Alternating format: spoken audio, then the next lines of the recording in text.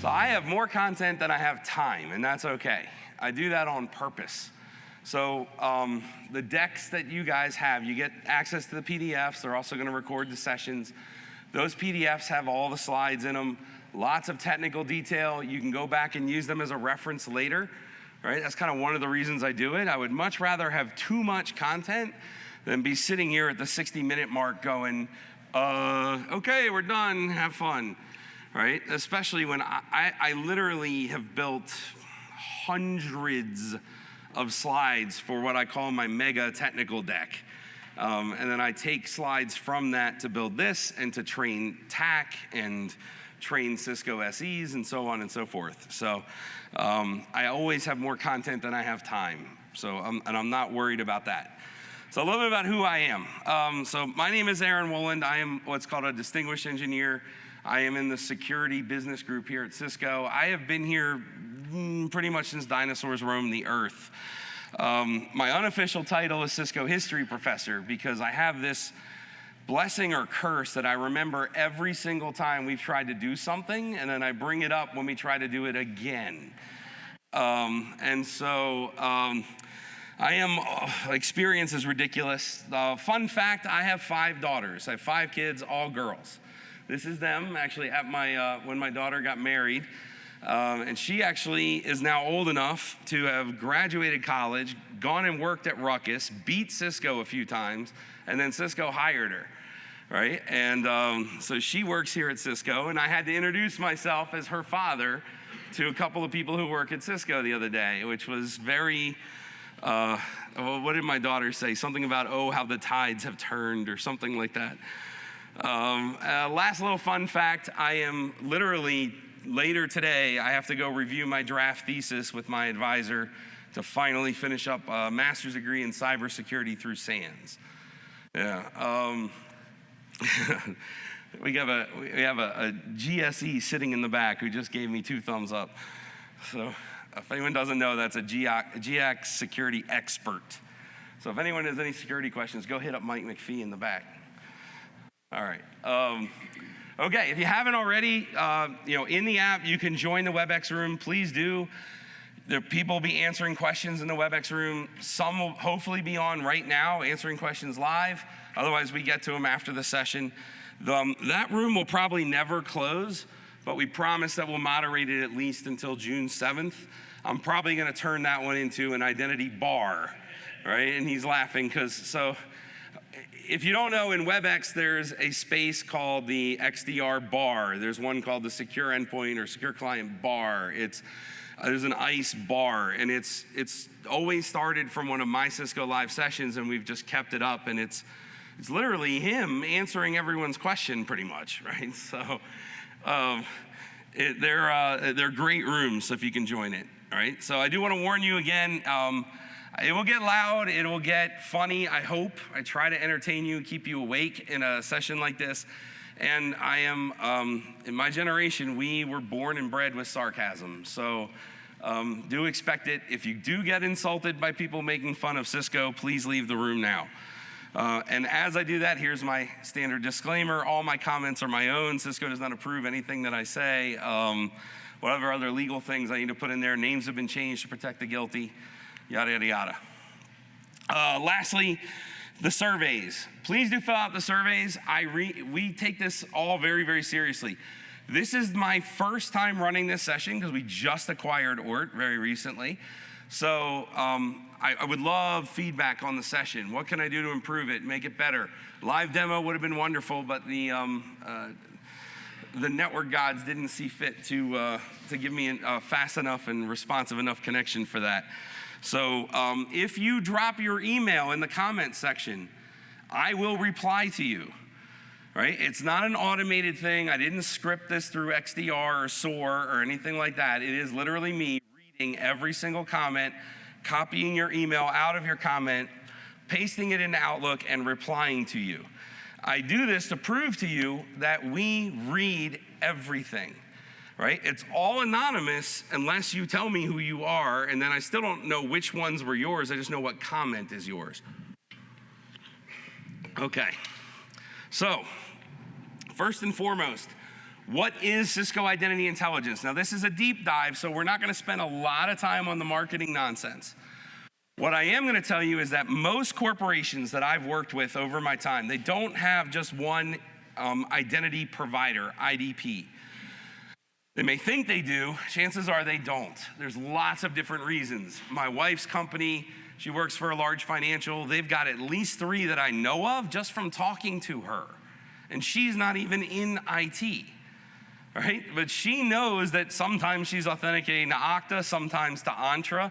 They have this other little thing in there called Duo, right? It gets mixed and matched, okay? Now, most of those identity providers try to provide security capabilities to tell you when things go wrong, but they can only tell you what they see, right? So at Duo, we have risk-based auths, right? We have Trust Monitor, we have all these things. That doesn't help you if the logs are all sitting in Entra, right? Which is Microsoft Azure been rebranded. They name things like we do, with stupid names, okay? So if the logs are sitting over there and Duo never saw the authentication, how can it report on something risky, right? The idea behind Cisco Identity Intelligence is to bring that data together and build out a graph, an identity graph, right, that allows us to stitch together that Ken in Entra is the same as Ken in Duo, the same as Ken in Okta, and so on, right? It's the same user. We need to bring together all those authentications and look at that risk profile, right? We need to start examining what all that looks like. What systems, or what has it been logging into? Was there, everyone loves impossible time travel, which is a terrible signature, but we have to have it anyway. There's another one called like risky parallel sessions, which makes a lot more sense, right? But, you know, if Ken is logging in right now in, Idaho, and then at the same time we see him log in, or very closely, we see him log in from Egypt, is this an okay thing? And I picked Egypt because it's one of the VPN connection hubs, right? But, so I do a lot of my testing from Egypt. Anyway,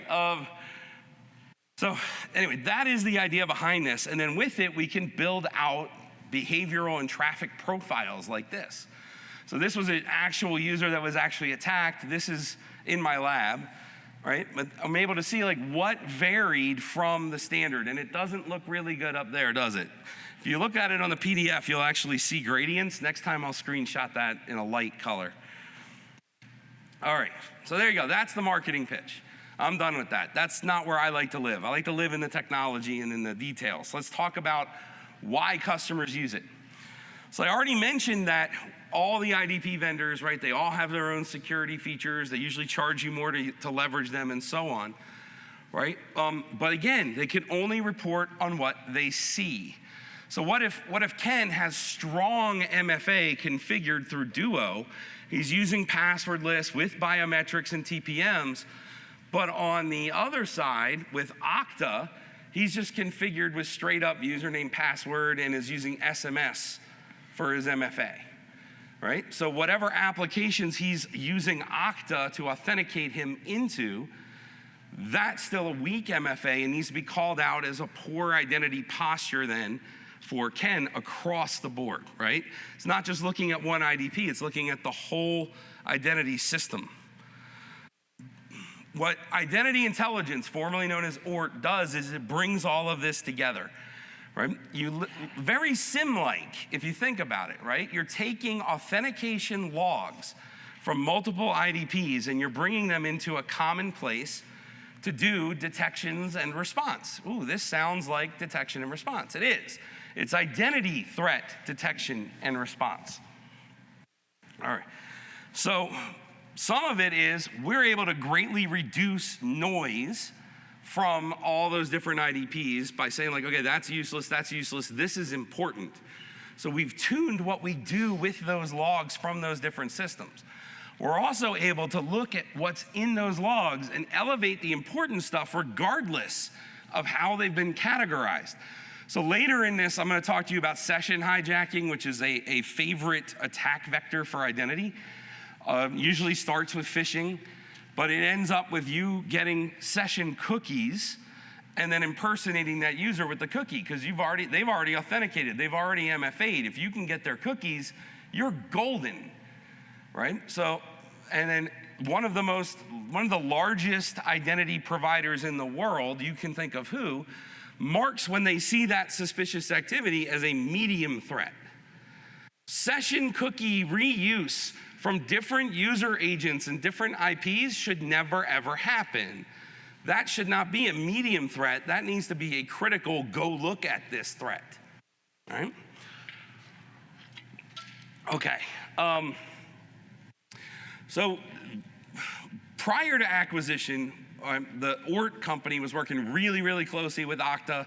They worked really, really closely with Microsoft, and they were working with Duo. Now they work really closely with Duo, and we still have really good inroads with Okta, and we're trying to get Microsoft to make some of their logs better. But now it's a little different when they're no longer this boutique startup, and now there's co-opetition, right? So we have to cooperate with our competitors and vice versa. And that always kind of makes things a little bit weird. But that is kind of what has happened. So this is where I would have been demoing. And instead, I had these in the slides. They were hidden. I had to unhide them and hide the fact that I was going to demo. But one of the things that you end up with is this user 360 view. You get an inventory of users. If any of you have ever seen Device Insights, this should seem very, very, very similar because it's the same, right? This is Device Insights, but for users. So what we did in Device Insights with combining endpoint identities across systems to say this is the endpoint over here, this is that endpoint over there, et cetera, we're doing it with user identities. So I know that Aaron inside of Duo is the same as Aaron.Woland inside of Okta, which is the same as AA Woland inside of Entra, right? And I can merge these users together to give me a single view and a single list of these users.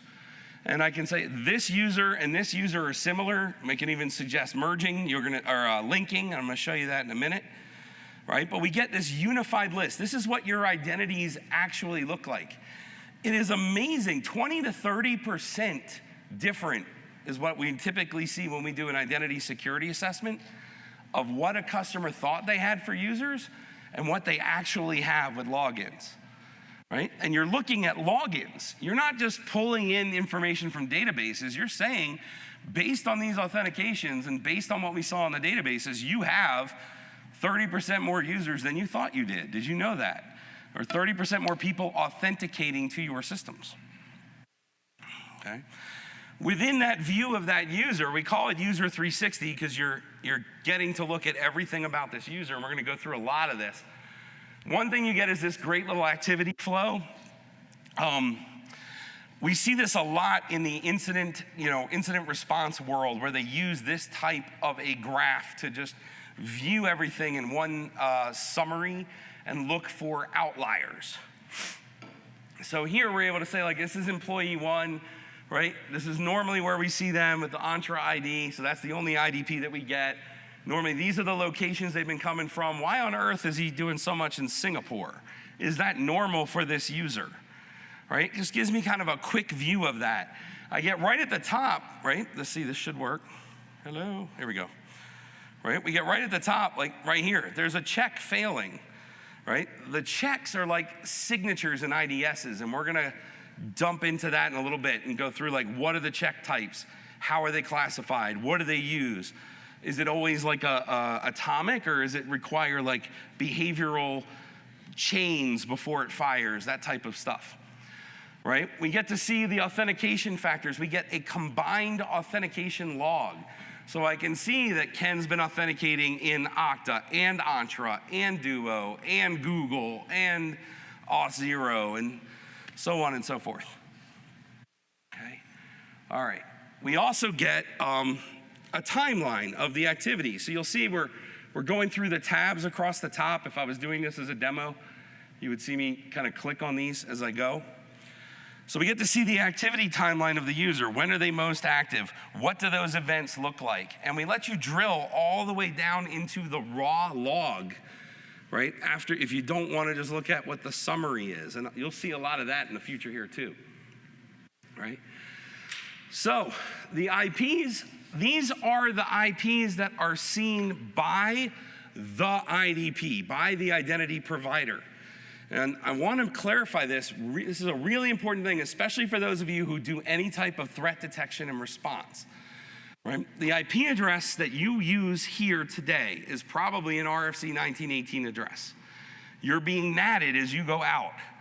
So when you authenticate to the IDP, it sees the external address, the natted address. It doesn't see. The IDP has no idea in most cases what the endpoint is beyond. Does anyone here not know what a user agent string is? So every application that's gonna talk web has what's called a user agent. It could say Outlook, it could say Microsoft Edge, it might say Chromium, it might say Safari, right? But every application has a user agent to try and identify what that application was from the client side. So your IDP, your Oktas, your Entras, whatever it might be that's off-premise is gonna see the user agent string, obviously your identity because you're providing it, right? And it's going to see the external IP address. When you tie that together with things like Duo, it's now called Duo Desktop, I still call it Duo Health Agent, you actually can learn what the real endpoint was instead of this external IP only. There's things like that we start calling out in the identity security assessments that we do, right? But so you get to see that, and then you also get to see these locations. Are these locations normal for that user? Does anything jump out at you, right? And we'll obviously call out ones when there's new locations that we've never seen before for them. Okay. We talked about devices. So the devices the user's been seen on.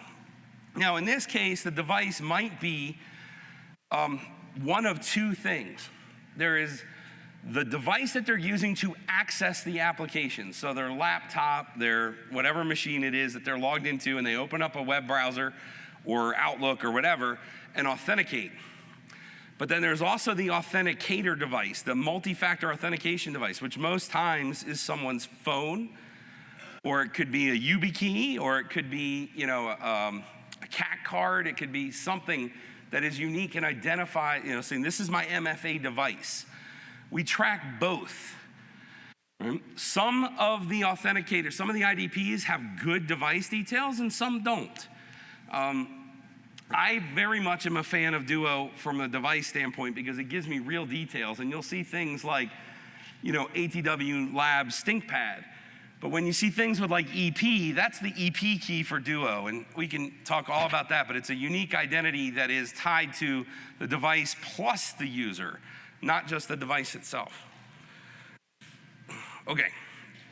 All right, usage statistics, which applications are they using? And my alignment is all broken after a reboot. Why would that happen after a reboot? Somebody please tell me. So integrations. Integrations are the life's blood of a product like this.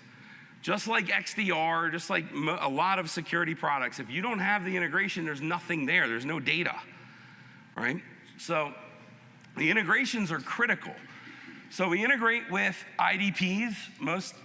Right now it is ultimately cloud only. So one of the first questions I get is, what about Active Directory? Well, there is a connector you can use to bring the Active Directory data up into Azure, and we get it from there, and we're working on something that's more dedicated on-prem. But, in my environment, you see I have an Okta, I have Entra. Slack is actually an IDP. It is an IDP and it is an application. So it actually will show up in multiple places, right? We've got Google's, Google Workspace, I think they call it now, right? And you'll see that in my environment. We also integrate with messaging systems like Slack and WebEx. And there's a whole thing called chat ops that I'll talk about in a little bit. About some of our customers really like to work from right within their Slack or WebEx window, where they literally can take actions and so forth right from there without ever having to log into the console. And they love that. Some do, some don't. And then, of course, API clients. So some other really important, yes, good, thank you. Get me.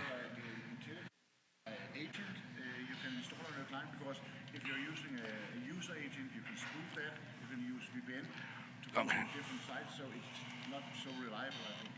That's a great question. It says, is there an agent so that you can avoid things like spoofing? Because it is extremely easy to spoof user agent, right? So really, really, really easy. It's also very easy to spoof a lot of other things. The answer to that is, look at Duo, it's called Duo Desktop, or the Duo Health Agent. I still call it Lazy Egg sometimes. You can call it whatever you want. One of the great things about it is, and this is not a Duo session, but I love this. I'm gonna talk about it anyway.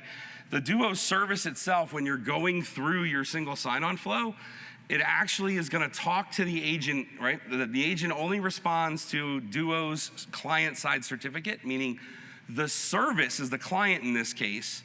The server is the agent. So when you're going through that, it communicates that agent on the laptop and says, tell me what device this actually is, and then it replies back, right? And that I've not been able to hack that yet. I have tried and tried, but that has always stopped me. So I can do it easily. I can hack and spoof every IDP vendor except Duo when we're using that. That is only valid for Duo, right? I haven't found an equivalent on Microsoft, and I haven't found, Okta might. I'm still looking into some of the Okta things, but you can use registered devices in Okta, but it ultimately doesn't work the same way at all, right? So this is, what you're talking about is an absolute weakness of WebAuth in general, right? So I have a whole other session, hopefully it'll be approved for next year, which is modern authentication for the networking mind, right? Which is like trying to say, like, we've been doing AAA since the dawn of time. The first NAC solution I ever installed and designed was in 2002, right? So I've been doing 802.1x since the end of 99, early 2000, right? This is not, concept of authentication authorization isn't new, but web developers had to rewrite everything and start over, basically. They had to do it their own way, and they didn't learn from past mistakes. No change of authorization. There's a lot of this about needing attestation of identities that we're all just starting to get to, right? It was all about ease of development first, followed by, oh, now let's go and secure this, right? So, but yeah. But since you can only get CII today through a Duo license anyway, use it. Yeah. Use that device agent. Even if you don't do posture checks, at least for the device identity pieces and some attestation. Okay, other important feedbacks about these. We're not an inline product. So CII is not another IDP that you're chaining in your SAML or your OIDC connections. This is literally using logs from your identity providers. Hopefully you'll stream those logs, but if you won't, we'll pull them. You don't want to pull Microsoft logs across the Graph API. Just trust me on this. The Graph API will do nothing but crap out error messages that don't make sense and some that do because you tried to use it. How dare you, right? It's a super powerful API with zero capability to scale to what customers need. So stream the logs, and we'll talk a bunch about that too. So it integrates with the IDPs, but also things like HR information systems, right? So like Workday, right? So that way when Cisco fires me for all the stuff I said, the identity service may know that I'm at risk prior to me even being notified. But also, should there be a mismatch in the users that you have authenticating versus what the HR system knows about? Hopefully not. Okay. Okay, I'm gonna scoot on with this. Again, this will probably look familiar to any of you who ever took one of the sessions on device insights from me. We get the data a number of different ways. One, we do a full sync. So the first time you integrate me with Azure, Azure was called Azure Active Directory, now called Entra. I'm gonna use the Graph API, I'm gonna keep backing off, I'm gonna keep requesting, and maybe after a couple of days, I'll have a full sync that actually completes between the Graph API and CII and understand what your directory structure looks like. The logs you can start streaming immediately through, AWS has Event Bridge, Azure has Event Hub, if I remember. I always get those two confused. So it goes through an Azure Event Hub where you're streaming these. We subscribe to those and bring them across. So you're getting them in much closer to real time. And then we can still build off of those authentication logs and don't require only on the sync. And then when it's supported, we do Delta syncs. But streaming is always the best way to do it. So like Duo, we just created a brand new streaming API from Duo so that data comes streamed directly into CII. We don't have to wait on like a periodic poll. Like, okay, it's midnight on Sunday. Let me go query Duo for all of its authentication logs now, right? This is now a near real-time stream of events to us. Okta does this through our AWS Event Hub, Event Bridge. And then Entra, it has to go through your Event Hub. Yes? It is for both.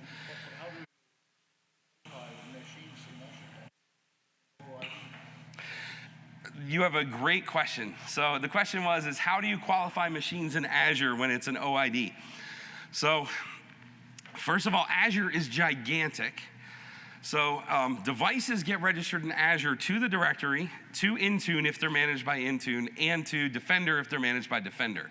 3 separate inventories where most of that data is actually sitting in what was called Azure Active Directory. Okay, we do get as much device information from Azure as they share, and we try to bring that together. Say again? No, that's not an Intune. Intune has bubkis. I don't even know what that word means. Intune's got crap. Intune knows like 17 attributes. Everything else is inside of AD. So you actually have to get it from Azure AD, and there's like a linkage to what's in Intune, which is like, is it managed actively? Is it not? Is it compliant to policy or isn't it? This is something we can take offline and dive deep into, but you're also going to see us integrate with what's called Device Insights, and that's going to get us way more information about devices. So not this session, but another session, we can dive into that a lot.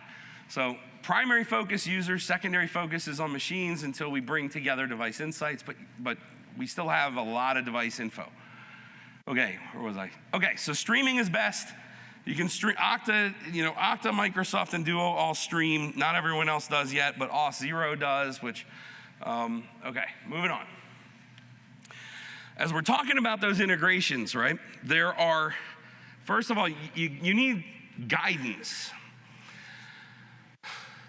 Like the Microsoft one is kind of crazy, right? So if anyone ever heard me talk about this on the Device Insight side, the most complex integration we had was with Azure. Right? So it's complex because most of the people who are setting up the systems on this side of the house are not experts in Azure, right? So for an expert in Azure, they might create integrations there all the time. An integration in Azure is known as an app. So you actually register an app, and then it creates a client ID, and then you can have either certificates or you can have client tokens. Right? So you can authenticate multiple ways, and all the permissions are ultimately assigned to that app. So we walk you through it. The documentation is actually fantastic. It's very non-Cisco-like. It is literally written in Gitbook, right? So when I find a mistake, I can go into Gitbook, change something, and have it fixed in minutes, not weeks to months to quarters before Cisco gets a documentation bug fixed. Right? And we are fighting to keep that. But the documentation will walk you through all the pieces that you need for the other side of that. The Microsoft side, the Okta side, et cetera.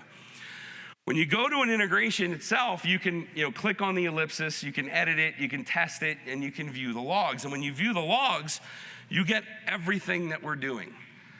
Right? There's no guesswork in this. Like if you understand your environment, you can most of the time troubleshoot everything yourself, which is really, again, not very Cisco. It's like old Cisco-like when we used to give you debugs, right? It's not very much like hey, we're putting a box there. You have no idea what's happening in the box, but we promise you it's going to work the way we told you, right? And the customers that I've been working with so far love that. So they can get all the way down to the raw information that was used during that. Why did the sync fail, or why did it succeed? Oh, look, there's another Microsoft error because the API is being used. You can also set things like your sync schedule. We only sync with a provider once per day by default, right? So unless they're streaming to us. So one time a day we do a log collection. You can schedule that. You can also manually go, and if you saw it on that last slide, I think I actually show it again right here. You can click collect now. After we run collection, we also run, let's just say, the detections, okay? We actually call it ETL internally, it doesn't matter. But we'll actually run, if you hit collect now, we're gonna run that whole set of data through basically the signature set at the same time, right? So we don't have to just get everything, write it to the database, wait on that schedule. We actually will run it then, okay? So,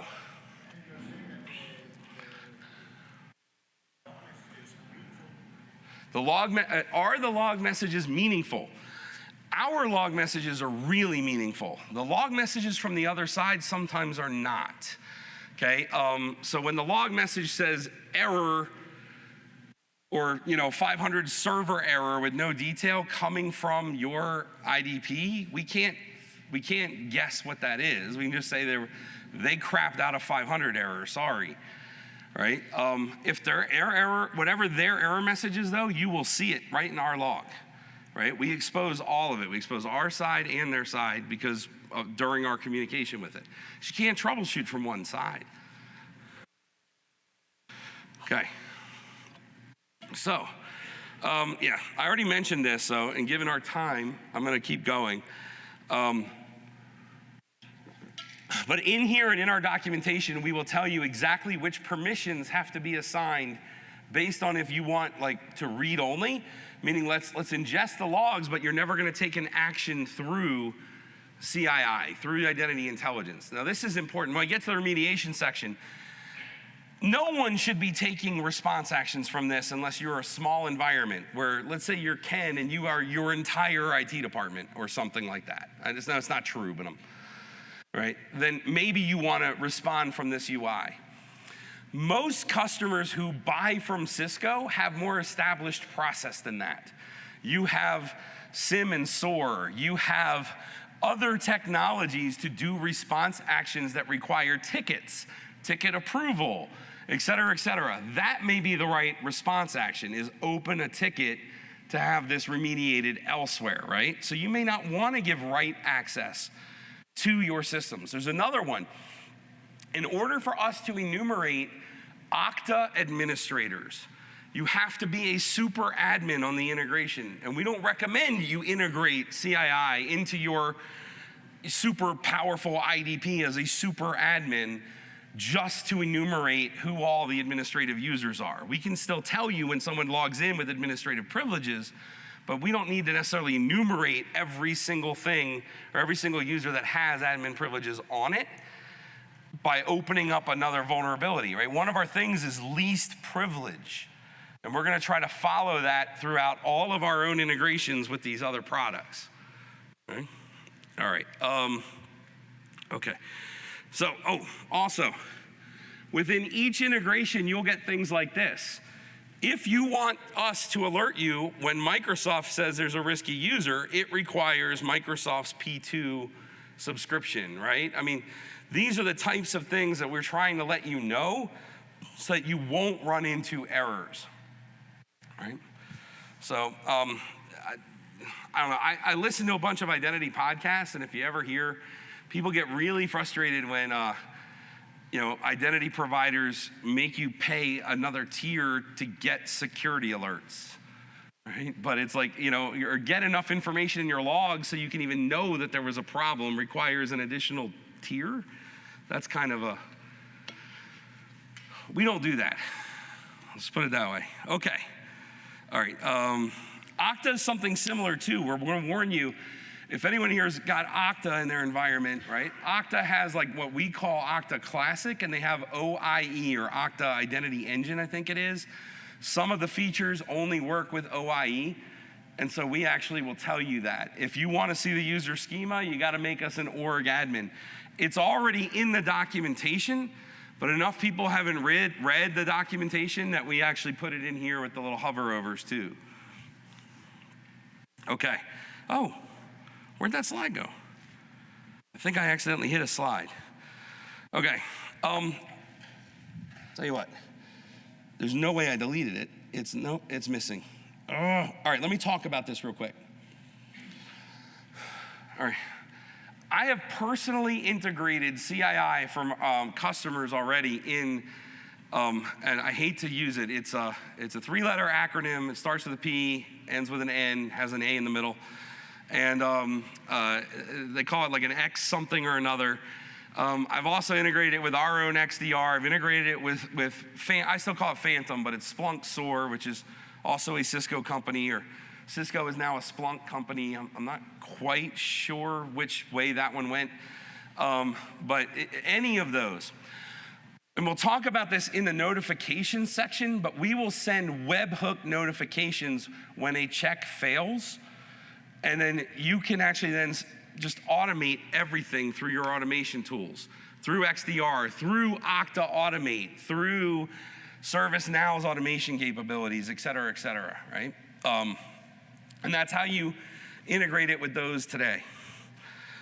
The Duo integration is really wickedly cool. The Duo has I have spent years, I was part of the acquisition team of Duo about 7 years ago, and I have spent 7 years saying Duo is not a part of Cisco yet.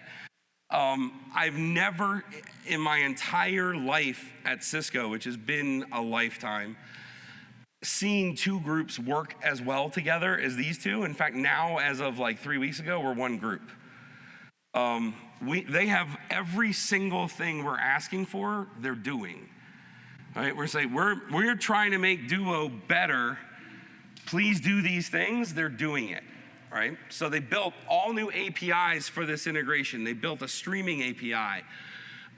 They've set it up so that while we're waiting on Cisco Security Cloud sign-on to fully support everything, you actually go into Duo and provision your CII tenant as long as you have Duo Advantage or above. It will actually stand up your Cisco Identity Intelligence tenant, automatically link it, and set it up to log into it through Duo single sign-on in a 3-step wizard. It's freaking beautiful. I couldn't believe how well this worked. I was like, it was just absolutely shocking, right? It works, it's beautiful. It really works well. And then it also will automatically delete your tenant if you disconnect it or delete it on that side. It's crazy how nice this is. Like, I wish the rest of Cisco worked this well. It was really nice. All right. Also, you're gonna see Duo and Cisco coming together more like this, where Duo in its display will have a lot of the CII information there, allow you to pivot over to the CII dashboards, or stay here inside of Duo and do a lot of tasks there. But again, remember, the purpose of CII is bringing together all that information from all the other IDPs. You are getting that here, but again, you're having to log into the Duo console to do it, where you could log into the CII console and just get to everything. So it's 601 F dozen the other, really. Oh, this is where the slide went. Cool. Here's the slide I thought I just deleted. Sorry. All right, so it is here. So setting up the webhooks, I have this slide in there. If you look in the PDF, I basically guide you through how to do this. Okay, so you can set up webhooks. You can then send notifications over to XDR and then create automation flows from there based on the content within that webhook, right? Within that webhook notification. Okay, checks. 50 minutes, okay. All right, so checks are signatures. That's how I compare them. So if you're familiar with IDS signatures or IPS signatures or NGFW signatures or whatever you want to call it, that is ultimately what a check is, okay? I hate the word check, but it is what it is. It just doesn't relate how important these things are. So your checks are gonna be broken up into different categories, and different IDPs are able to support different checks.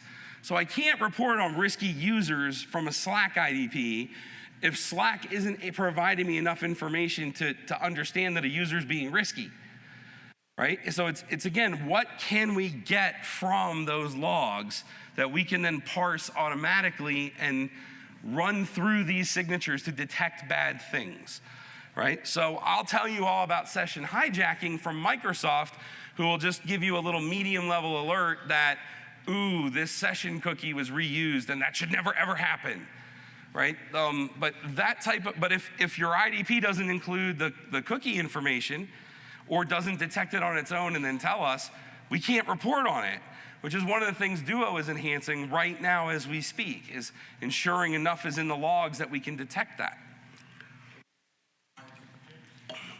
So, question was, can you use customized checks? So you can customize the checks that are here. Today, you cannot create your own checks yet. We get that request a lot. There's gonna be designers that are gonna look at it, and how do we do that? How do we protect ourselves so that you don't write a check that just tanks the whole system? There's a lot of things to work out for that. Today, the answer is you can customize the existing checks, you cannot write your own yet. Okay.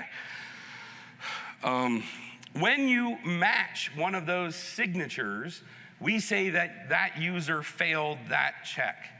If it's a match, you failed it. It's another reason why I kind of hate the word check, but it is what it is.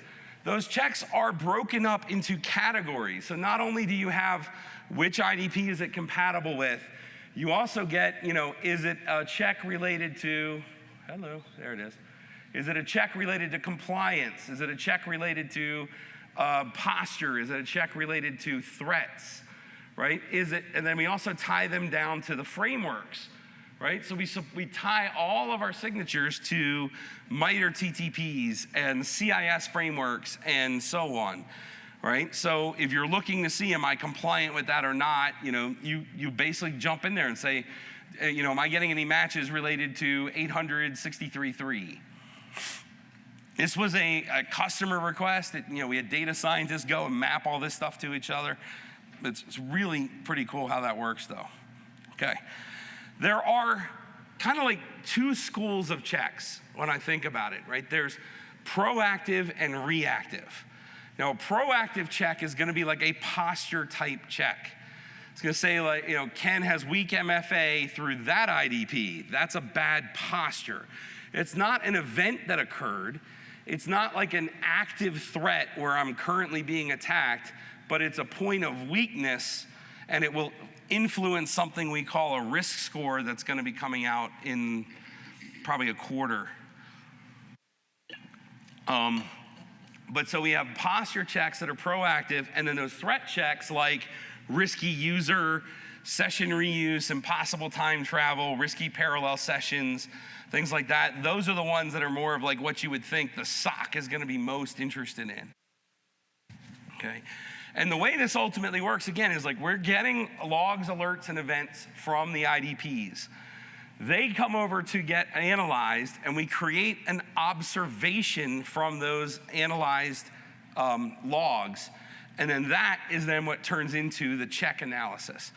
So in other words, in order to hit some of these, it's not just one event that occurred, but it could be there has been 17 simultaneous login attempts within a 5-minute period, for one user, and that might be what ranks it up as like a heavy attack. Or if I see that with a bunch of fails followed by a success where it used to only fail from that IP address, that type of thing builds ultimately what we would call the failed check, and that will trigger the notification to your SIM, SOAR, XDR, et cetera, right? And you. Okay. When a check gets matched, it notifies, again, we can notify through webhooks, email, instant messengers, right? And it actually looks pretty cool. We even have these where you can notify the end user to try to educate them. So we have a partnership with this company called Wiser. And they create these like actual fun security education videos, right? And so like, why is security important? Why does MFA matter, right? So if Ken has that weak MFA, I might trigger a notification that goes to Ken through Slack, WebEx, email, whichever I choose, and links him to this video to educate him on why he needs to stop using SMS, right? So it's educating you, the admin, who can then look at videos like this through the link, but you can also educate your end user population with it. Okay, this is examples of it coming through an email, example of it, popping up within, in this case, WebEx and Slack, right? And again, there's this whole chat ops capability, which I think, where we actually had a little bug, but we fixed it. One of our customers was really frustrated because they don't want to log into the console. They literally want to go and take action from that notification that was in Slack and only log into the console when they want to examine it more, right? So we actually have all that set up. We fixed the bug. It's working again. But yeah, it's pretty slick. And remember, a webhook is an API, right? But what it is like you have a listener somewhere. So in this case, maybe the listener is on your XDR or on your SOAR. We fire off, a check fires, you failed. We're going to send that notification to that listener with all the details in a JSON and going to say, this is the thing that broke. And then you can script up anything you want to inside of that automation system to use it. All right, and here's your tunable checks, right? What are the things we can do with the checks? Well, one of them is we can tell it which things to actually notify on, which things to ignore, right? So maybe you want to ignore all low or medium, right, events from Microsoft or from whichever provider it is for this particular check. You can put that in there. We're actually going to get down to message-specific filters, but we don't do that yet. And then you can also be like, I do not want to fire on these IPs, things like that. Okay. Okay. So let's show a fun one real quick. This one usually gets a lot of people very interested. So one of the attacks that's constantly on the rise, and we've actually been helping a couple of different customers that have experienced this recently, is session hijacking. So the former CEO of Ort, my boss, now the VP over Identity Intelligence and Duo, he loves to say this term. He loves to say, why hack in when I can log in, right? It's like people are not necessarily writing exploits that are going to get them the credentials when they can do things like this to get credentials, right? So however I can get those credentials, either through, well, actually there's a lot of ways. I can have software running on your system.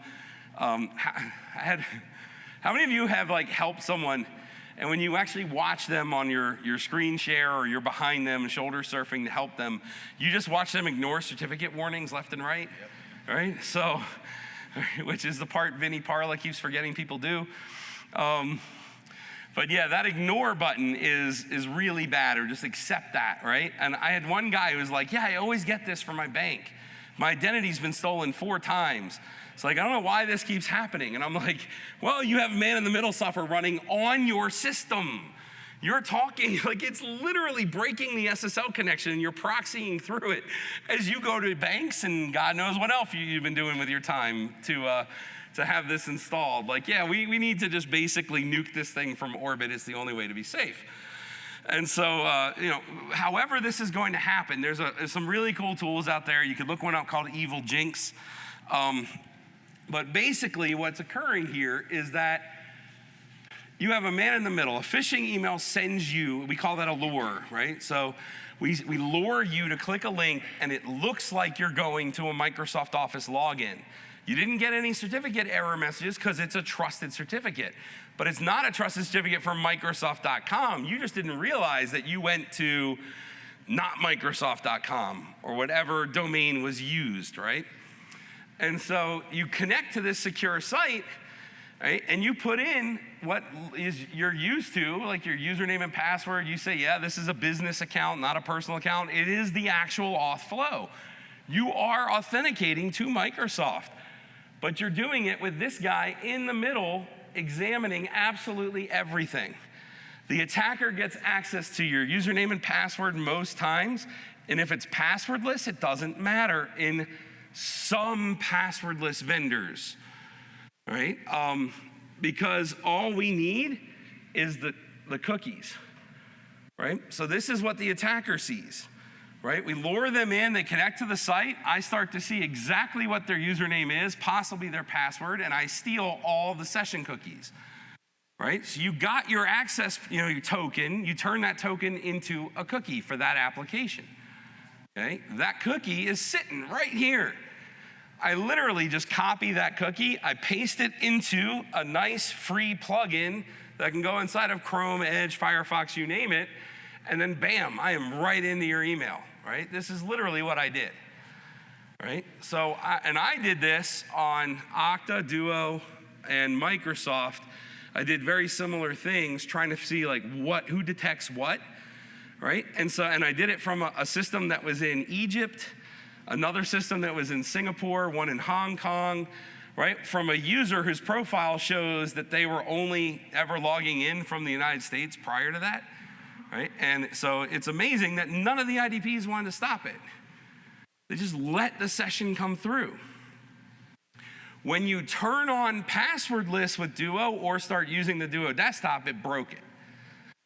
Right? So this is where I start telling you the trusted endpoint models are super important for modern WebAuth.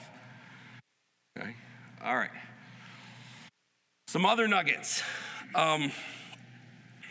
Again, you don't want to rely on Microsoft's Graph API for anything if you can help it, right? You want to use their streaming. It does cost you more money. I will also say this, as Cisco, and we have a really strong partner, again, a co-opetition partnership with Microsoft, right? We work together even though we compete. And even with that partnership, we can't find a way for us to absorb the costs for your event hub, right? Microsoft charges you, the customer, the costs of your event hub, whatever those costs might be. Amazon, it was piece cake. Like if you're using Okta or any other IDP that will stream its logs into an event bridge on Amazon, it doesn't cost you a dime. We absorb that cost. We're trying to make that work with Microsoft. We've had no luck so far in 7 months. So just so you know, we are trying for that. But okay, the other thing is without streaming, it might take 24 hours or so for you to detect that there was a session hijack or something else that was important. With streaming, you're gonna get it in, we'll be fair and we'll say within an hour or two, right? It's not going to be an instantaneous thing no matter what. There's always delays. There's delays getting it into the event hub. There's delays of the event hub notifying the subscribers to go grab the events from the event hub, and then we have to get them in and process them. Okay. But it is much closer to real time that way.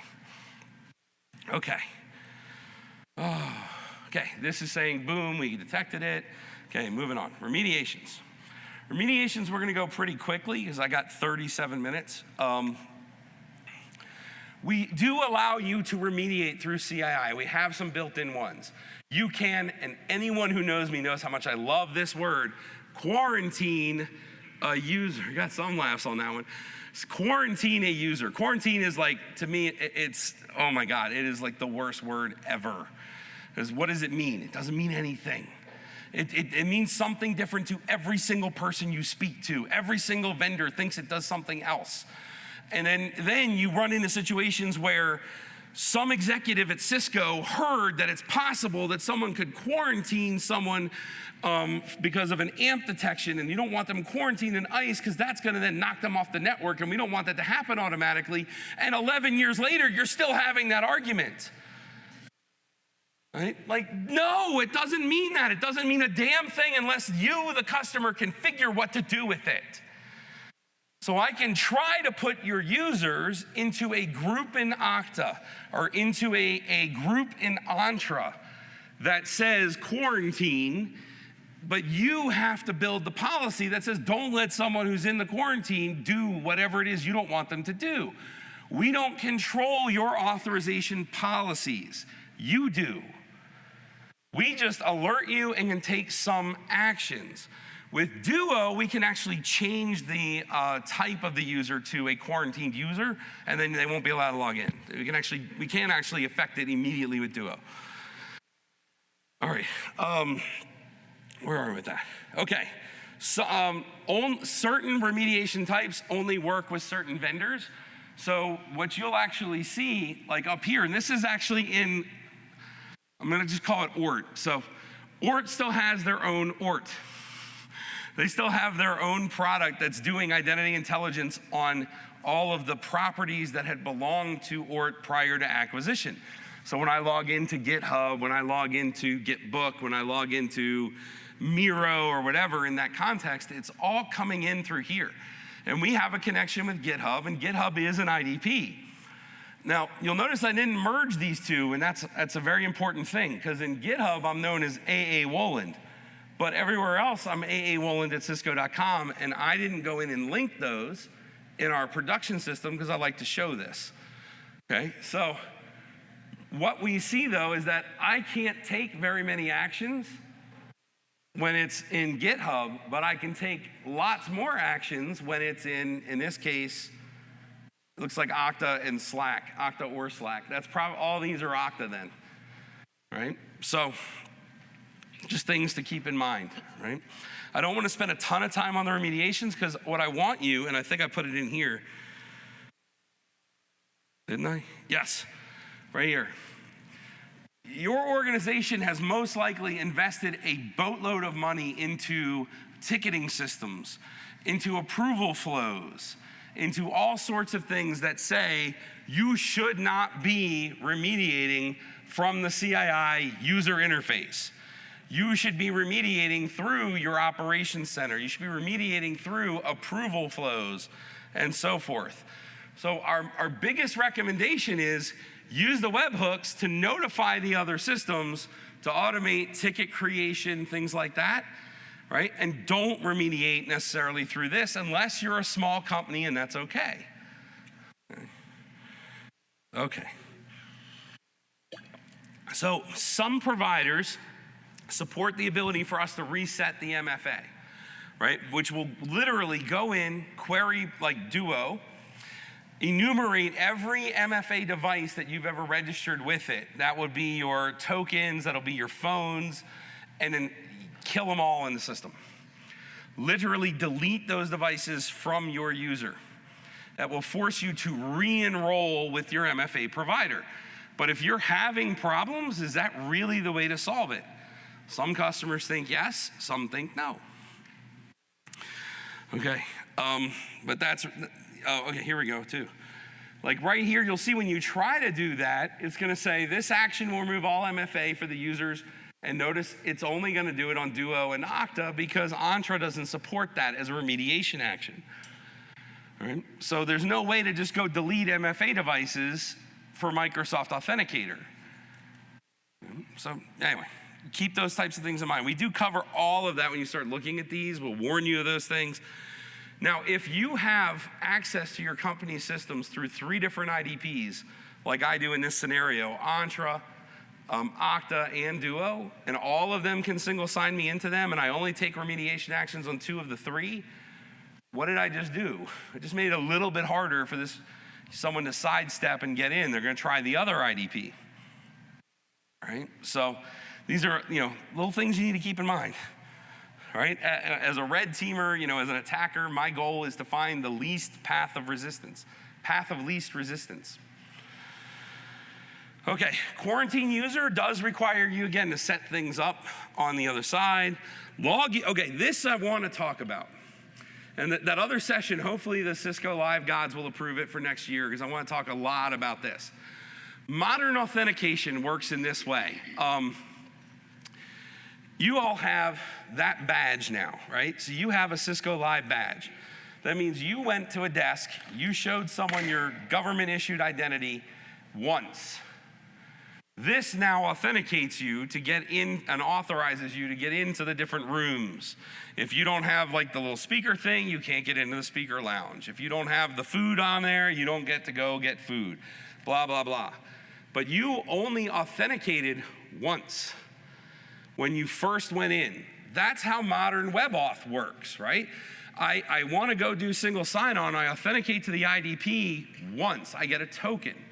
Now, when I go talk to that application, I tell it, here's my token. They send me a cookie, right? Like, yep, that token looks good. That token is valid, and I'm not going to check that token again until it expires, right? When that token expires, then I'm going to go ask, is there a refresh token, et cetera, right? But for the life of that token, that session is going to live on. So when I say log a user out of all systems, who's going to accept that? I can log you out of the IDPs. Means you will not be, and I can quarantine you and do all those things so that you can no longer get new tokens. But what about that token that's already been stolen, that is signed, and it's going to last hours or weeks? Or, how many of you have ever re-authenticated to WebEx? Maybe that token lasts a very long time. Think about that, right? So you're not actually logging them out of the application. Now, in the industry, we've been working on something called CAPE, which is Continuous Authorization and Evaluation Protocol, if I remember the acronym correctly. But it's ultimately to bring a better model to this so that we can continually update what you're authorized for, or is your token still valid? I can kill sessions on anything that supports CAPE, right? It's like change of authorization from the dawn of time when I was next to the Brontosaurus and we wrote that RFC. Right? That's how long we've known you need things like this. And here we are in 2024 without that capability. So I don't want you walking around thinking that, log out user is this magic thing that's actually going to kill all their sessions, because it's not. All right. You can send push notifications, things like that. Okay. How much time do I got left? Good, I got time. Okay. Some other technical nuggets. Okay, we pull a lot of data in from these different IDPs and these other informational sources, right? So we have behavioral data, so locations, where are you normally, devices that you use, what IP addresses. We're going to build a baseline for your users on that type of data. We pull in authentication logs, alerts, audit logs, provisioning logs. And most especially, if the systems that you use have the ability to alert already, we're going to leverage those alerts, right? So if Microsoft does say you're a risky user, we're not going to ignore that. We're going to say, yeah, they have a risky user. Now let's look at everything else and what else is going wrong with that account, right? So, but there's also that directory data that needs to come across, right? Who are the users? What groups do they belong to? What is the organizational change, organizational hierarchy, right? The attributes of that user, okay? That's gonna come from more of the pull versus the stream model, right? So that's why you're setting up the ability for us to pull logs even when you're, pull information, even when you've already set up the ability for that to stream info to us. Okay. Now let's talk about merges. We will automatically merge users, and we will even suggest some, right? It's really easy if the email address is the same everywhere. So even if the username is different, as long as the email is in that record, we can actually then link them. And in most IDPs, you can have multiple usernames. So here's Duo. Duo has one weird thing about it. If you're gonna have an employee ID be one of its aliases, right? How many of you have your own unique employee ID at your company? I know I do, right? So if you have an employee ID, you can actually put that in there to help merges, but in Duo, it must be alias number 1 and only ever alias number 1. You can't use it in alias number 2 or 3 and expect it to work. I don't know why, that's how it was built. But these aliases is where my user account, which was probably synced from Active Directory, doesn't include the domain on it. It's just AA Woland, or in this case, employee 1. But that's why I'll put an alias in here in addition to the email to say that this identity is still the same user. That's setting it up in the IDP. That's in Duo. There's similar things in Okta. There are similar things in Entra, okay? But that's how we end up linking it together, right? That's the primary way. Email addresses, username matches, employee ID matches. Okay, if there's not a merge, you may want to link accounts. Now, why does this matter? Who does not know what a service account is? Let's put it that way. Don't be afraid to raise your hand. It gives me a talking point. Service accounts are accounts that are being used, right, to take action. They're not real users. They are what you use to start services on a Windows server, right? We're going to start them in the context of this service account. So I'm going to run my Okta directory sync agent under service account, Okta service account 1, at securitydemo.net or whatever it is. So it is a user account, but it's not one that an interactive user is going to log in with. It's a service account.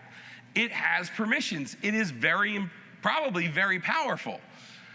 So if I created that service account and then they fire me, but I still know the service account name and the service account password, is that a problem? Small problem, right? Not for you. Not for me. Well, no, and now I can go do all sorts of illegal things and end up in jail when Cisco prosecutes me. But, it at least, I have that back door. So having the ability to link service accounts to the users who created them is a very important thing, as one example of why there's this linkage. So if this user locks at securitydemo.net is fired, I know I better go look at all these service accounts and maybe just change all their passwords, et cetera, but I know that there is that linkage that is critically important, okay? We will suggest linkages, and Didi, who's the CTO of ORT and now senior director at Cisco in engineering, Didi stole this. I had this whole idea with Device Insights about what I called the Google Photos. Is this user the same as this user? And then you just sit there and say yes, and you train their model. Well, we never got that into Device Insights, but he put it into ORT. So we will actually say this user looks a lot like this user. Should they be linked? And you can link it right there, or you can reject it, or you can save it for later. Okay.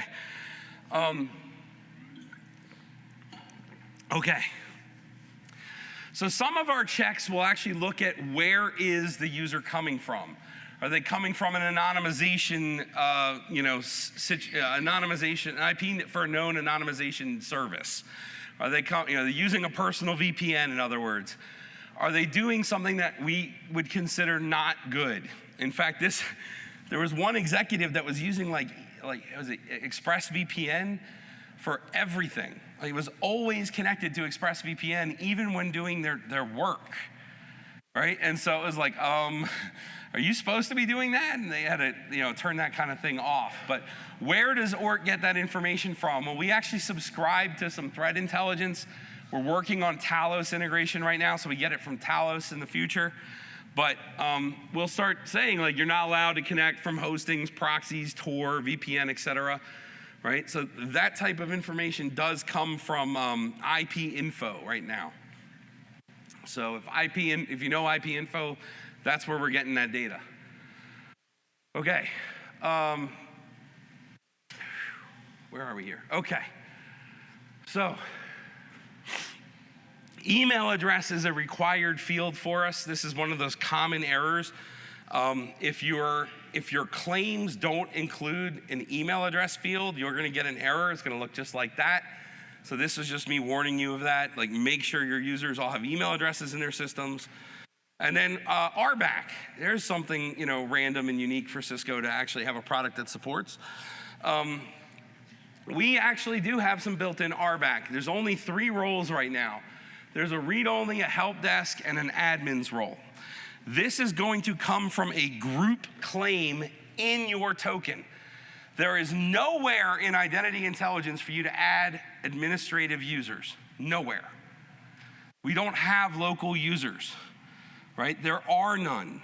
What we do is we leverage the tokens from your single sign-on provider And it's gonna tell us if you're in an admin group, you get an admin role, you can have full control of CII. If it tells us that you are a help desk role, you're gonna get some write access, mostly just read, and then there's read only, right?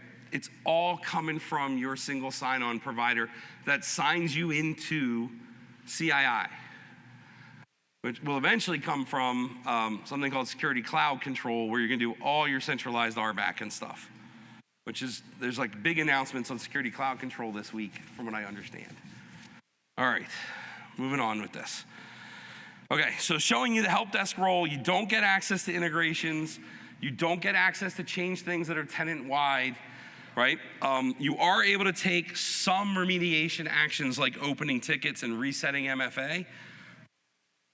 A read-only, you have right now, it's not a true read-only. We actually still limit you from seeing the integrations page. This is something I am actively changing, because the sales force at Cisco that likes to demo this, they get read-only access to a tenant, and then they can't show all the pages. So we're gonna change that, so it's just, you truly can read only absolutely everything. Okay, now the searches, something I've been trying to do in Device Insights forever, as Ken will know. They did it inside of ORT. We have an advanced search. So it uses KQL or Kibana query language, right? So if you're familiar with that, which a lot of people are, my God, that is blurry. That is not good, sorry. It doesn't look blurry here. So I'm gonna assume it's the projector. Okay, but it uses the Kibana query language. You can search for almost anything. So if you start to see like a pattern, like, okay, now I wanna see all users that have that property, you can do that with the KQL. Right? So you can sit there and find out a list of everything you can search for right there in the UI, and it even tells you at the top, hit Control Space, and it'll drop down the list of all the different advanced attributes that you can search on. Right? So we allow you to search on almost anything that could possibly have been in the logs, and we're adding to it all the time. Okay. Yes.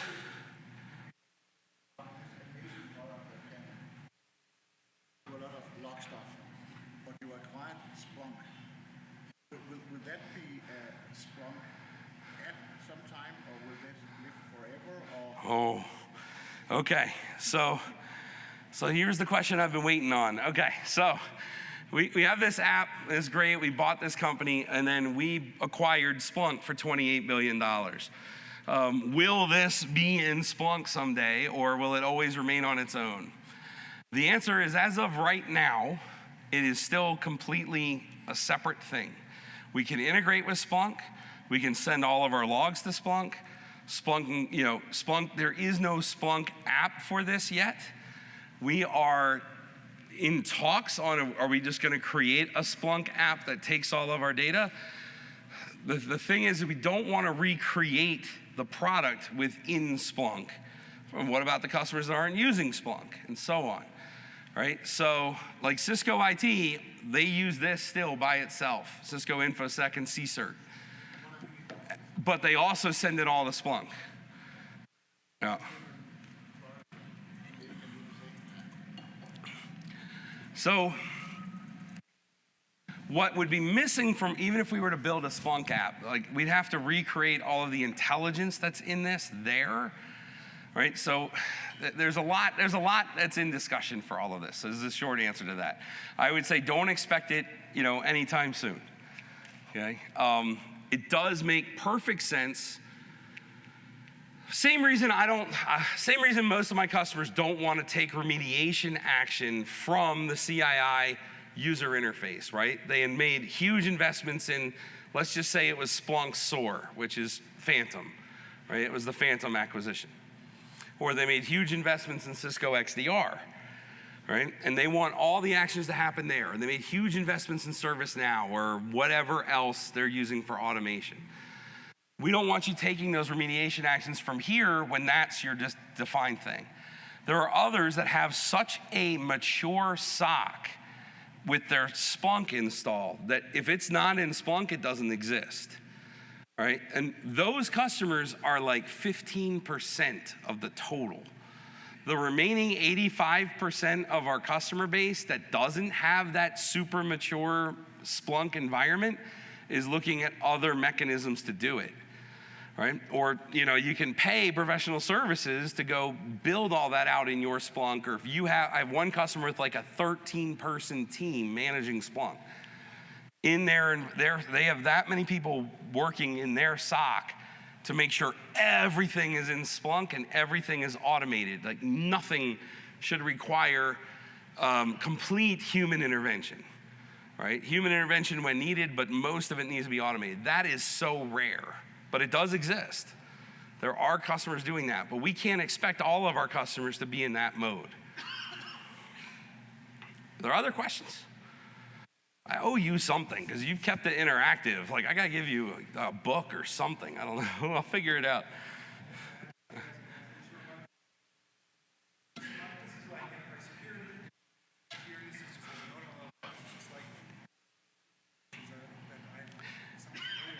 Yes, it seems a lot like what you can do in Splunk or could, and especially now that Splunk just released their identity add-on.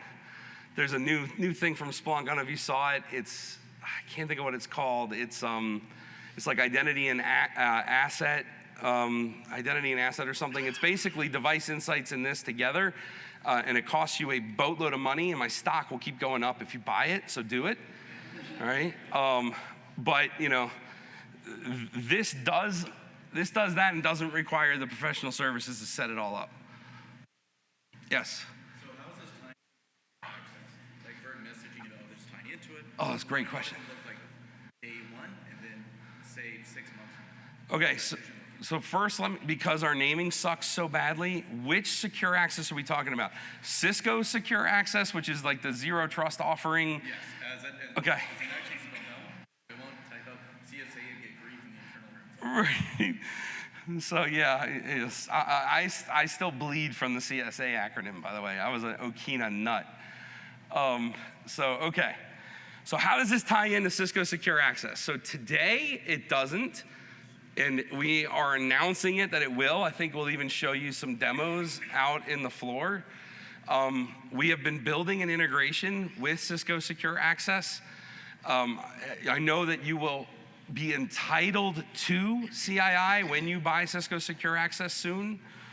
So today you're entitled to CII when you buy Duo Advantage and above, XDR Advantage and above, and then CSA, Cisco Secure Access Advantage and above is coming, or whatever, I don't know what their tiers are, is coming. But then what'll happen is if the user is risky, you can include user risk score in your policies for Cisco Secure Access, or will be able to.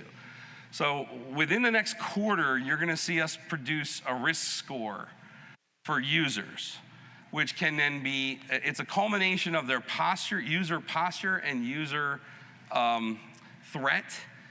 And we are, Vinny's back there rubbing his head because he had all these other ideas for it we were talking about last night, but it's literally gonna be coming out and integrating with Cisco Secure Access that way, along with other things. We've got integrations coming with ICE. We have integrations, obviously, with Duo would use it in their policy, and it is gonna continue and go on and on. G2 has publicly, the reason I'm allowed to say this, and I'm not normally allowed to talk about futures at all, is because G2 has said this on stage in public, that we're gonna be using identity intelligence within all of our suite. Okay, other questions? Integration with Ping. Oh, I'm working on it. So she asked, is there an integration with Ping? The answer is not today. That is the number one request is Active Directory, number two request is Ping. Most of the people I know who are using Ping and ask for that, it's because they're trying to transition off of Ping, but that's not always the case. We are working on it. That's all I'll say. I have no timelines I can talk about here. Other questions before I keep going? Yes?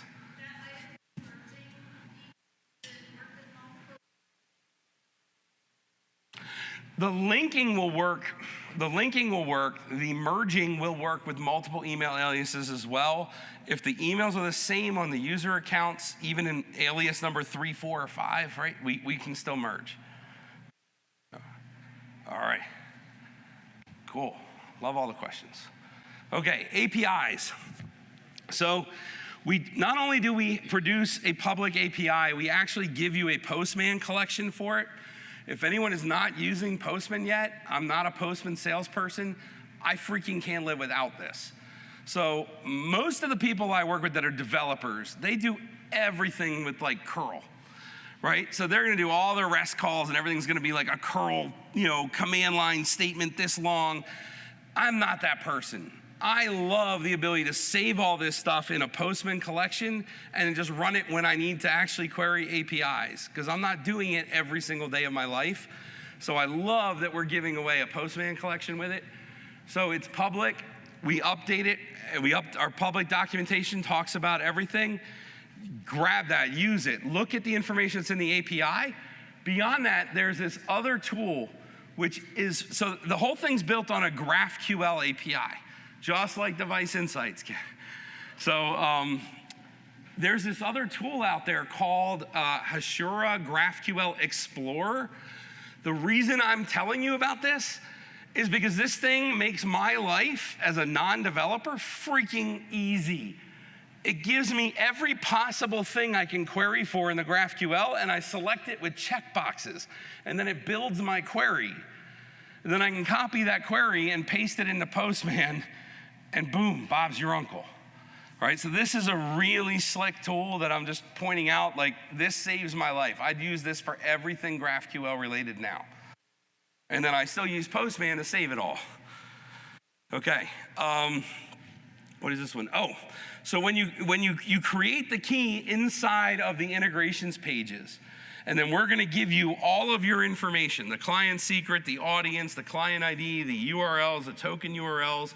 You can copy all, you can download it as I think as a JSON, right? And then you can then use it in wherever. But these are just some examples with that Postman, right? List end users, get end user state, get the end user, or get the end users by IP address, right? These are just some examples. When we have that risk score, it's just gonna be an attribute of the user. It's just one more property.